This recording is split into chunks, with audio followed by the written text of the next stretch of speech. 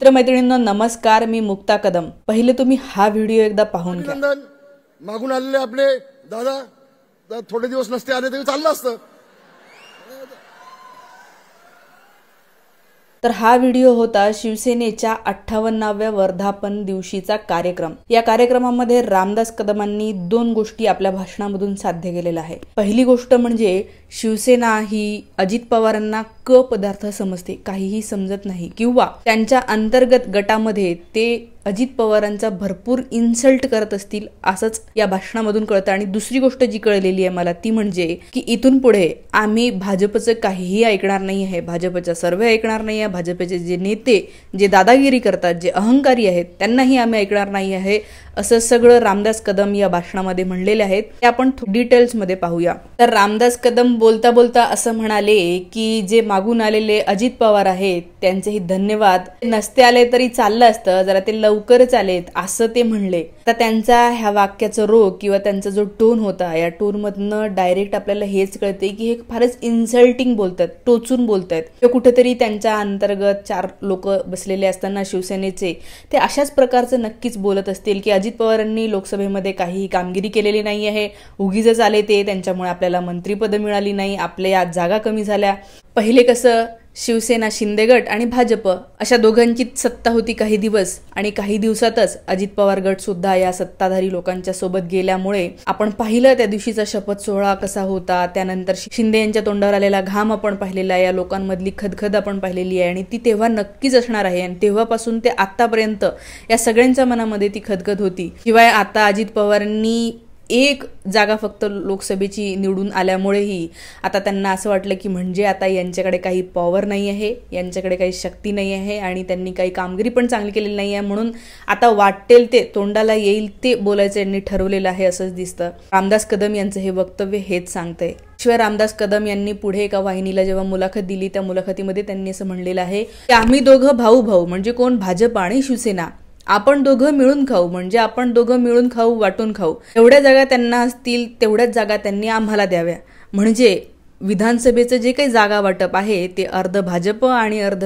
शिवसेना, शिंदे गट यांच्याकडे असावं, असं त्यांचं हे वक्तव्य आहे। तुम्हाला शेजारी स्क्रीनवर त्या बातमीचं त्यांनी जे काही म्हणलेलं आहे ते पण इथं दिसत असेल। आपण दोघं म्हणजे भाजप आणि शिवसेना भाऊ भाऊ, वाटून खाऊ, जेवढ्या जागा तुम्ही, तर हे जे त्यांचं वाक्य आहे की जेवढ्या जागा तुम्ही लढवणार तेवढ्याच जागा आम्हाला पण तुम्हाला द्यायला लागेल, याचा अर्थ काय आहे? विधानसभेच्या 288 जागांचं डिवायडेड बाय 2 करून अर्ध्या तुम्ही अर्ध्या आम्ही, म्हणजे थोडक्यात अजित पवार गट जो आता महायुतीमध्ये आहे, अजूनही बाहेर पडल्याचं कुठेही घोषित केलेलं नाही आहे, तर आपण दोघच जण असणार आहे, अजित पवार नसणार आहे, असंच कुठे या दोघांनी गृहीत धरलेलं आहे, असंच यांच्या मनामध्ये आहे, हे इथं स्पष्ट होत आहे असं मला वाटतं। आणि असं कोणीही सुज्ञ आणि समजदार माणूस जर या वाक्यांकडे पाहिल तर त्यांनाही कळेल की हा हे असंच आहे। याच्याशिवाय रामदास कदम यांनी फक्त अजित पवार यांच्यावर तोंडसुख घेतलं, त्यांनाच काय घालून पडून बोललं असं नाही, तर त्यांनी भाजपला पण त्यांची जागा दाखवून दिलेली आहे। म्हणजे आता एक काय म्हणूया, राजकारण म्हणून ते त्याच्यासोबत आहेत, सत्तेमध्ये त्यांच्या जागा जास्त आहेत म्हणून ते बीजेपी सोबत आहेत,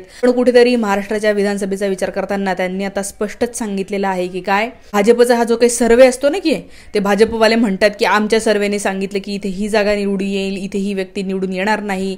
जसे की भावना गवळी ज्या 5 वेळा खासदार राहिलेल्या आहेत, 5 वेळा निवडून आलेल्या आहेत, त्या भावना गवळीला यंदा यवतमाळमधून त्यांनी तिकीटच दिलं नाही। आणि हे तिकीट का नाही दिलं, तर भाजपच्या लोकांनी सांगितलं की आमचा एक सर्वे आहे आणि तो सर्वे असं सांगतो की भावना गवळी यंदा जिंकून येणार नाही। अशा सर्वेमुळे भाजपनी सांगितलं आणि शिवसेनेची, शिंदे गटाची ती भावना गवळी यांची जागा हेमंत पाटील यांच्या बायकोला दिली, त्यांच्या बायकोला तिथून उभं केलं, पण तरीही त्याचा काही फायदा झाला का? नाही। भाजपने सांगूनही त्यांची ती जागा निवडून आली नाही।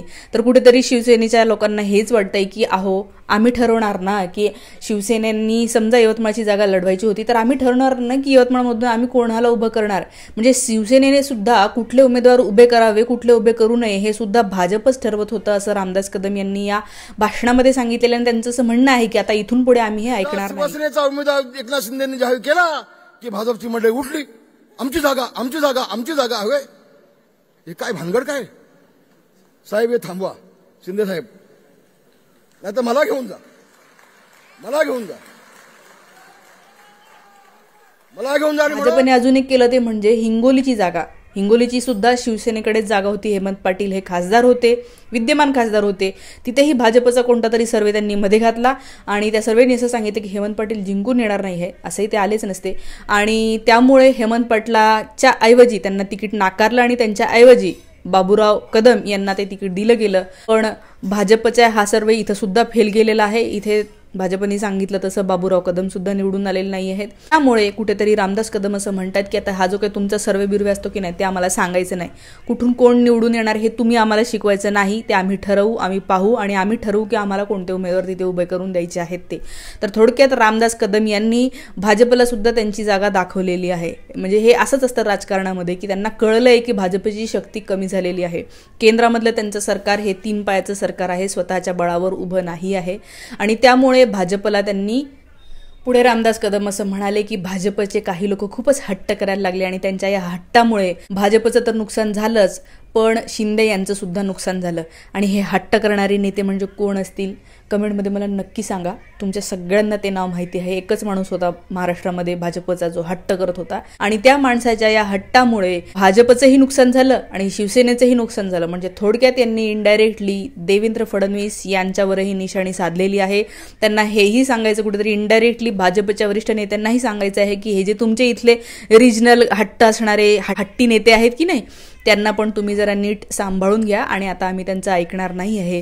हे कुठेतरी रामदास कदम जरी बोलत असले तरीही त्यांच्या काय म्हणूया पक्षामध्ये शिंदेंचं त्यांचं तसं बोलणं नक्कीच झालेलं असणार आणि त्यातूनच ते येत असणार आहे.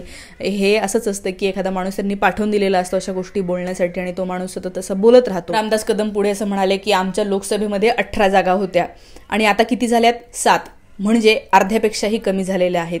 ते म्हणतात की 18 जागा होत्या, निदान आम्हाला 18 ठिकाणी तरी यांनी लढवू द्यायला पाहिजे होतं, पण आम्हाला 15 ठिकाणी सीट लढवू दिल्या. त्या 15 जागी पण ज्या सीट डिक्लेअर केल्या त्या पण आम्हाला वेळच मिळाला नाही प्रचाराला. एकदम वेळेवर त्या सीट्स डिक्लेअर झाला.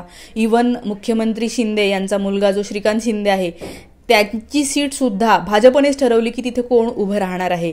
तर हा जो काही शिवसेना शिंदे गटामध्ये भाजप प्रति असलेला जो काही राग आहे तोही या मेळाव्याच्या निमित्ताने इथे दिसलेला आहे आणि विधानसभेची त्यांची वाटचाल कशी असणार आहे हे सगळं याच्यावरून लक्षात येत आहे. त्यामुळे रामदास कदम जरी असं म्हणले असले की आम्हाला काही मिठाचा खडा टाकायचा नाही आहे, तरी त्यांच्या या बोलण्यावरून किती मोठं मीठ या महायुतीमध्ये पसरलेलं आहे आणि किती खारटपणा एकमेकांमध्ये आलेला आहे हे सगळा महाराष्ट्र बघतो आहे. आणि तुम्ही इतक्या आत्मविश्वासाने फुगून बिलकुल जाऊ नका. तुम्हाला विधानसभेला सुद्धा महाराष्ट्रातली जनता तुमची जागा दाखवणार आहे.